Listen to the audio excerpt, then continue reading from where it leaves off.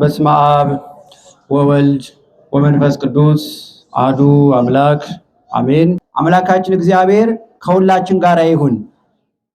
በዮሐንስ ወንጌል ምዕራፍ 14 ቁጥር 1 ጀምሮ እስከ 22 ቅዳሴው ላይ ሲነበብ እንደሰማችሁት ይደንግጽክሙ ልብክሙ፣ ልባችሁ አይደንግጥ አይሸበር፣ እመኑ በእግዚአብሔር ወእመኑ ብየ፣ በእኔ እመኑ በአባቴም እመኑ፣ እስመ ውስተ ቤተ አቡየ ብዙኅ ማኅደር ወምዕራፍ ቦቱ፣ በአባቴ ቤት ብዙ መኖሪያ ብዙ ማደሪያ አለ።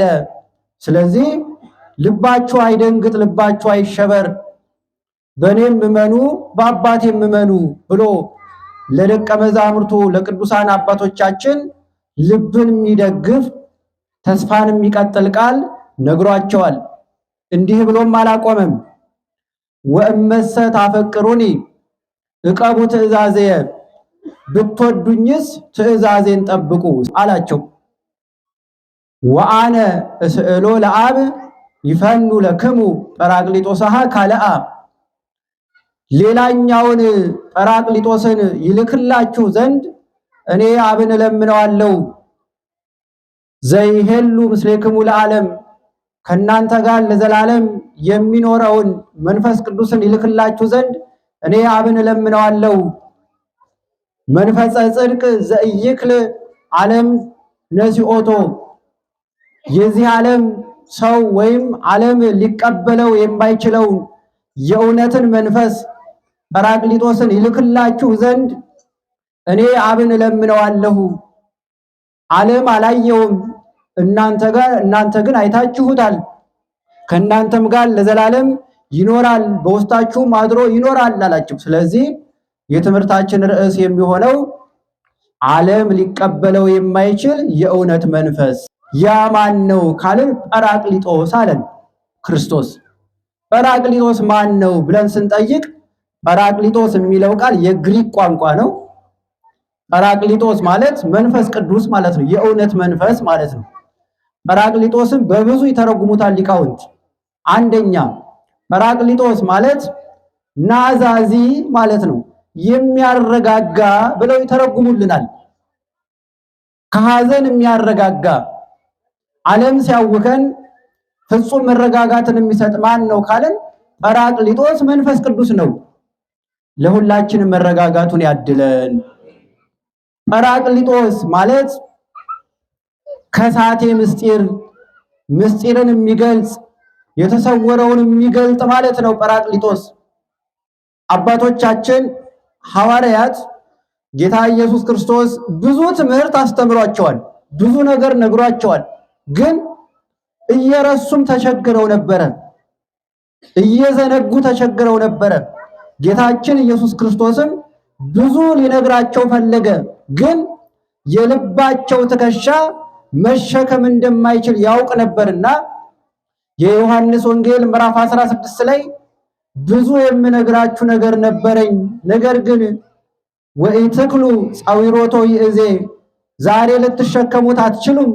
የእውነት መንፈስ ጰራቅሊጦስ ወደ እናንተ በመጣ ጊዜ ወደ እውነት ሁሉ ይመራችኋል።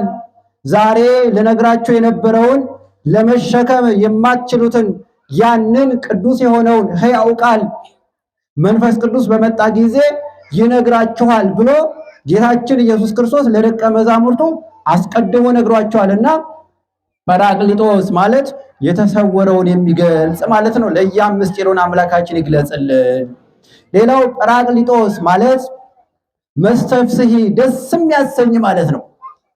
እውነተኛ ደስታ፣ የዓለም ደስታ ያልተቀላቀለበት ሰው በብዙ ነገር ሊደሰት ይችላል። በልብስ ሊደሰት ይችላል፣ በመብል ሊደሰት ይችላል፣ በስልጣንም ተደስቶ ሊመካ ይችላል፣ በጤናውም ሊደሰት ይችላል፣ በገንዘቡም ደስታን ሊያደርግ ይችላል። እነዚህ ደስታዎች ግን የሚያልፉ ናቸው። በስልጣን ደስ የሚለው ሰው ሲሻር ያዝናል። በሀብት ደስ ከተሰኘ ሀብት በድህነት ይለወጣል፣ ጤናም በበሽታ ይገላበጣል። በገንዘብ ደስ ይበለን ብንል በአልባሳት ደስ ይበለን ብንል አልባሳት የምንለብሳቸው ልብሶች ያረጃሉ፣ ይቀደዳሉ፣ ወረታቸው ያልፋል። ደስ ብሎን ጓጉተን የገዛናቸው ጫማና ልብሶች ከሳምንት በኋላ ሌላ ያምረናል። ደስታው ጥቂት መሆኑን ማሳያ ነው። ከዚህ ባስ ሲልማ ኦርቶዶክሳውያን በልብስ መደሰት ነውር ላይሆን ይችላል። በመብል መደሰት ነውር ላይሆን ይችላል። ሰው ገለው የሚደሰቱ እንዳሉ ታውቃላችሁ? ሰው ጨፍጭፈው የሚደሰቱ እንዳለ ሰምታችኋል? በአርሲ ያሉ ወገኖቻችን እንዴት አድረው ውለው ይሆን? እኛ በፍቅር ተሰብስበን ወንጌል እየተማርን ነው። እኛ እየዘመርን ነው። እኛ ቅዳሴው እያስቀደስን ነው። እዛ ሀገር ግን የለም እንዲህ ገለው የሚደሰቱ ሰዎች ከበዋቸው ደማቸውም እንባቸውም እየፈሰሰ ደስታቸውን የሰይጣን ያደረጉ አንዳንድ ሰዎች በክርስቲያኖች ላይ እንደተነሱ እያየን ነው። እግዚአብሔር ለሀገራችን ሰላም ይስጥልን። እውነተኛ ደስታ ከመንፈስ ቅዱስ የሆነ እንጂ ከሰይጣን ከሆነ ይገላበጥና ሰው በመግደል የሚደሰቱ ሰዎች አሉ። ለነዛ ኦርቶዶክሳውያን መጸለይ ያለብን ክርስቲያኖች የኛው ወገኖቻችን ናቸው። አይኑ ሲታመም፣ እጁ ሲታመም፣ እግሩ ሲታመም ማነው ወደ ሐኪም ቤት የማይሄድ? አይ ይሄ እጄ ስለሆነ ምን አባቱ ብሎ ቁጭ አይልም።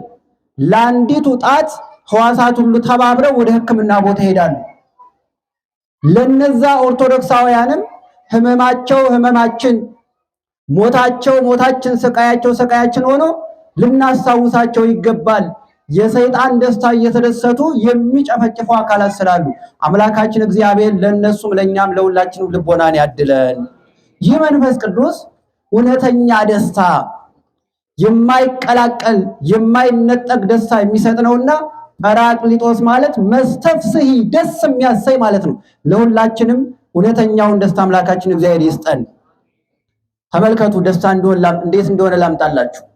የሐዋርያት ሥራ ምዕራፍ 5 ላይ ሐዋርያት ወንጌል እያስተማሩ ምዕመናንን ወደ ክርስቶስ ሲመልሱ ይህ ደስ ያላሰኛቸው አይሁድ ሐዋርያትን ወደ ኋላ አስረው ወደ ምኩራቦቻቸው አመጧቸው። በዚህ ስም እንዳታስተምሩ፣ ኢየሱስ ክርስቶስ ስም የሚባል ስም እንዳትጠሩ ብለን አዛችሁ አልነበረምን? ብለው በአደባባይ 40 ጅራፍ ገረፏቸው ሐዋርያት። የሚገርመው የመገረፋቸው ብቻ አይደለም። ተገርፈው ሲያበቃ ወወፁ እማውድ እንዘ ይትፌስሑ ከአደባባይ ደስ እያላቸው ወጡ ይላል ሐዋርያት። ተመልከቱ። ተገርፈው ነው ተሸልመው? እስቲ ንገሩኝ። አቤት ተገርፈው ምን እያላቸው ወጡ? ደስ እያላቸው። ይሄ ነው የመንፈስ ቅዱስ ደስታ የሚባለው። ሀብተ መንፈስ ቅዱስ ስላደረባቸው መንፈስ ቅዱስ ከነሱ ጋር ስላለ የነሱን ደስታ ዓለም ፈጽሞ ሊነጥቀው አይችልም። በመንፈስ ቅዱስ ያገኙት ደስታ ስለሆነ ወጥተው ማስተማርን አላቆሙም። እየዞሩ እግሩ ሽባ የሆነውን ሲያገኙ በኢየሱስ ክርስቶስ ስም ተነሳና ተረማመድ፣ የሞተ ሲያገኙ አንቺ ጣቢታ ወይ ተነሺ እያሉ የሞቱትን በማስነሳት የጎበጠውን በማቅናት ጣዖት የሚያመልከው ጣዖት ከንቱ እንደሆነ በማስረዳት ከሃይማኖት የወጣውን ወደ ሃይማኖት እንዲመጣ በማድረግ ዓለምን ለክርስቶስ እየማረኩ ለክርስቶስ በወንጌል መረምነት እያጠመዱ አልጫውን ዓለም በወንጌል ጨውነት አጣፈጡ። ቅዱሳን በረከታቸው በሁላችን ላይ ይደርብን። ይሄ መንፈስ ቅዱስ ስላደረባቸው ነው። እውነተኛ ደስታ የሆነ ጰራቅሊጦስ ስላደረባቸው ቅዱሳን ሐዋርያት አገልግሎታቸው የተሳካ ሆነ። የኛንም ሕይወት አምላካችን እግዚአብሔር በቅዱስ መንፈሱ ይቃኝልን። ይህ መንፈስ ቅዱስ ማን ነው ካልን መንፈስ ቅዱስ ከሶስቱ አካላት አንዱ አካል። ሶስቱ አካላት ማለት አብ፣ ወልድ፣ መንፈስ ቅዱስ። እስቲ በሉልኝ ስንት ስም ጠራችሁ? 3 ስም። እስቲ ድገሙልኝ። ስለዚህ ዛሬ የምንማማረው ስለማን ነው ማለት ነው? ስለ መንፈስ ቅዱስ።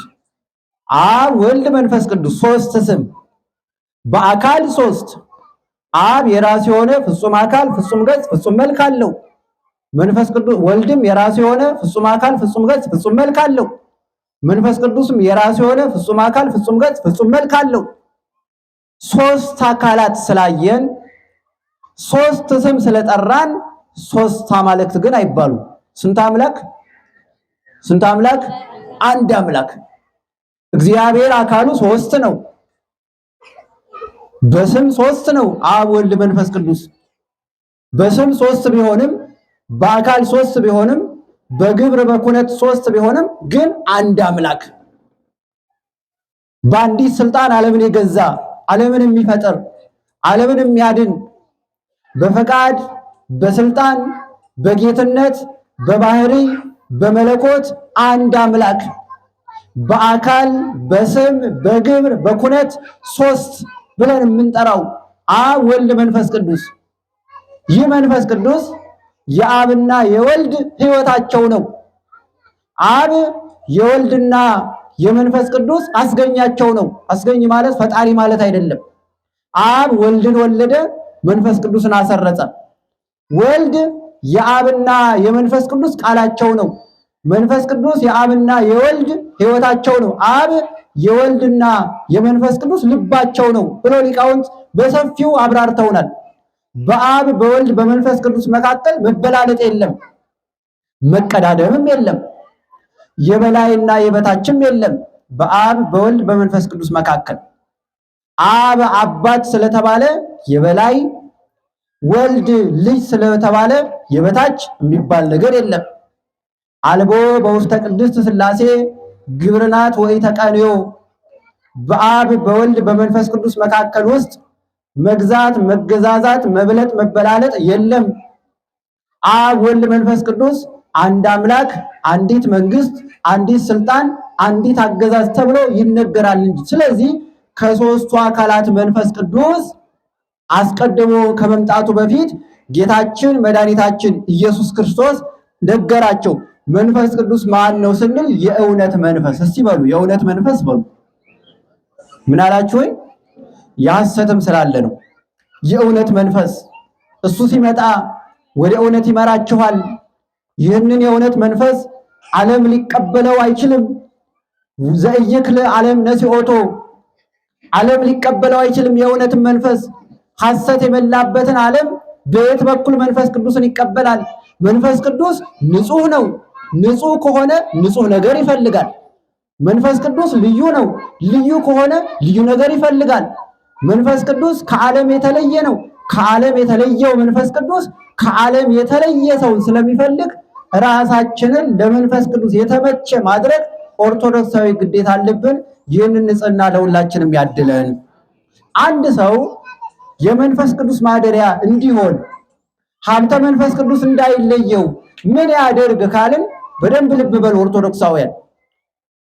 ቤታችን እንግዳ ሲመጣ ቤቱን ጠርገን የሚረጨውን ረጫጭተን የሚሰራውን ምግብ አዘጋጅተን የሚያድር ከሆነ ፍራሹ ተዘጋጅቶ አንሶላው ከሳጥን ወጥቶ በንጹህ ቤት እንድንቀበለው መንፈስ ቅዱስ ወደኛ እንዲመጣ ከፈለግን ማንነታችንን በንስሐ ማንጻት ይጠበቅብናል። ንስሐ መግባት ይጠበቅብናል። ሰው ቤቱን አጽድቶ የከበረ እንግዳ እንዲቀበል የሰማዩን ንጉሥ መንፈስ ቅዱስ በልባችን እንዲያድር ከፈለግን ንስሐ እንግባ። ኦርቶዶክሳውያን ራሳችን እናንጻ። ልብሳችን እንዳማረ ሁሉ ልባችንም ይመርበት። ውስጣችን የደመቀ ይሁን። ልብሳችን ጥሩ ጥሩ እንዲሸት፣ ማንነታችንም በጎ መዓዛ እንዲሸት እግዚአብሔር ከልብስ ይልቅ ልብን ስለሚያይ ሰው ውጫዊ ነገርን ተመልክቶ ይገመግማል። አነጋገርን ያያል፣ አለባበስን ይመለከታል፣ አረማመድን ያያል። ይሄን ሁሉ ተመልክቶ ይሄ ሰው ጥሩ ነው ወይም አይደለም ብሎ ሊፈርጅ ይችላል። እግዚአብሔር ውስጥን ሲመለከት፣ ሰው ግን ፊትን ያያል።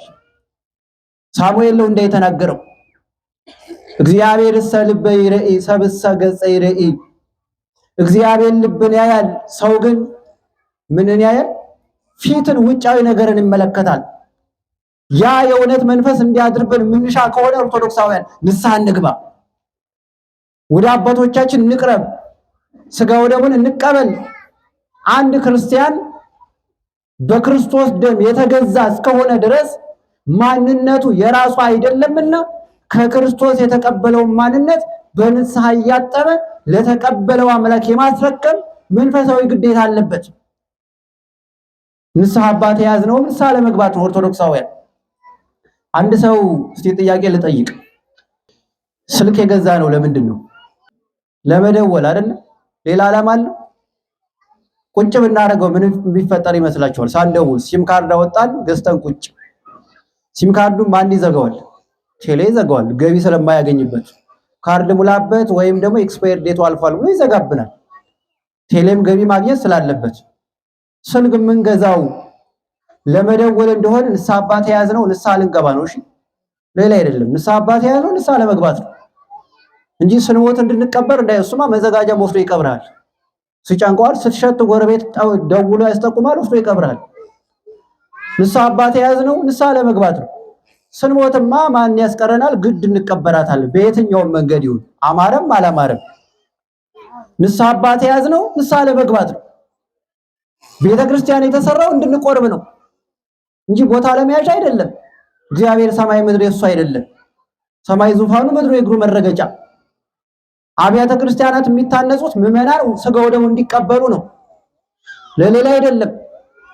ምጽዋት የሚመጸወት፣ ጸሎት የሚጸለይ፣ ክርስቲያናዊ ምግባራት የሚፈጸሙት ሰው ለስጋው ደግሞ እንዲበቃ ነው እንጂ ዝም ብሎ ነጠላ ለብሶ እንዲመላለስ ብቻ አይደለም። ስለዚህ ኦርቶዶክሳውያን ሀብተ መንፈስ ቅዱስ እንዲያድርብን ከፈለጋችሁ ንስሐ ገብታችሁ ስጋው ደሙን ተቀበሉ።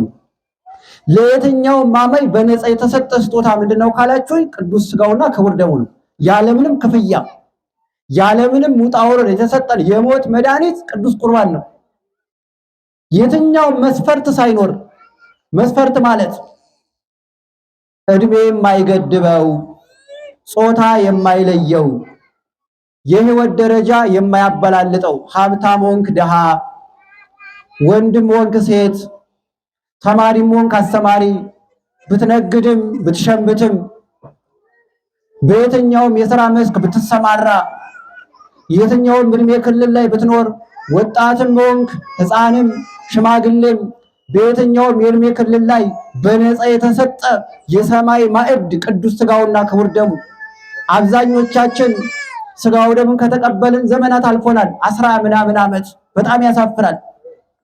በጣም እናሳዝናለን። ሰው መንፈስ ቅዱስ እንዲያዝርበት ይህንን ምስጢር የመቀበል ክርስቲያናዊ ግዴታ አለበት። ለዚህ ምስጢር እንድንበቃ አምላካችን እግዚአብሔር ይፍቀድልን። መንፈስ ቅዱስ ያደረበት ሰው ነገር ሁሉ የተከናወነ ይሆናል።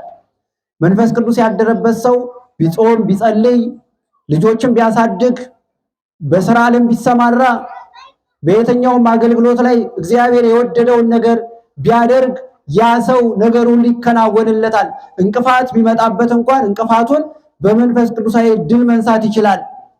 አለበለዚያ ግን ከንቱ ድካም እንዳይወብን ኦርቶዶክሳውያን። አንድ አባ አርሳኒዮስ የሚባል አባት በገዳም ይኖር ነበር። እየሰማችሁ ነው። እና አባ አርሳኒዮስ በጸሎት የሚኖር ከቅዱሳን በቁመቱ ረጅም ነው። በጣም ረጅም የነበረ አባት ነው። እና አባ አርሳኒዮስ በጸሎቱ ይታወቃል። ማታ ወደ ምስራቅ ይዞርና እየጸለየ ፀሐይዋ ትገባለች። መቼ መሰላችሁ ጸሎቱን የሚያቆም? የገባችው ፀሐይ ግንባሩን ስታገኘው ያቆም ነበር ጸሎቱ። ሌሊቱን ሙሉ ሲጸልይ አድሮ ማለት ነው። ከዛ ደከም ይለዋል። ሰው ነውና ሲደክመው ምን ይላል? አንተ ሰነፍ ስጋ እስቲ ደግሞ አረፍ በል ይለዋል። ራሱን ነው እኮ እስቲ አረፍ በል። ሌሊቱን ሙሉ ሲጸልይ አድሮ አረፍ በል እስቲ ይለውና አረፍ ይላል። ከዕለታት በአንድ ቀን ባህር ዳር አካባቢ ቁጭ ብሎ ሲጸልይ ራእይ ተገለጸለት። እየሰማችሁ ነው? ራእዩ ምን መሰላችሁ? አንድ ሰው ማሰሮ ይዟል እና ወደ ወንዝ ወረደ እና በመቅጃ እየቀዳ ወደ ማሰሮ ውሃ ይጨምራል። የሚገርመው ውሃ መቅዳቱ አይደለም፣ ማሰሮ ሰባራ ነው። ግን ምን ይላል?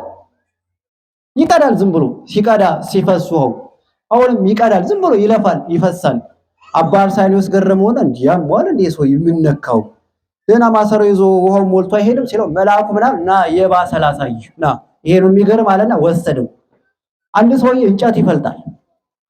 እንጨት እየፈለጠ ከመረና ሊሸከመው ሲፈልግ ከበደው እንጨቱ።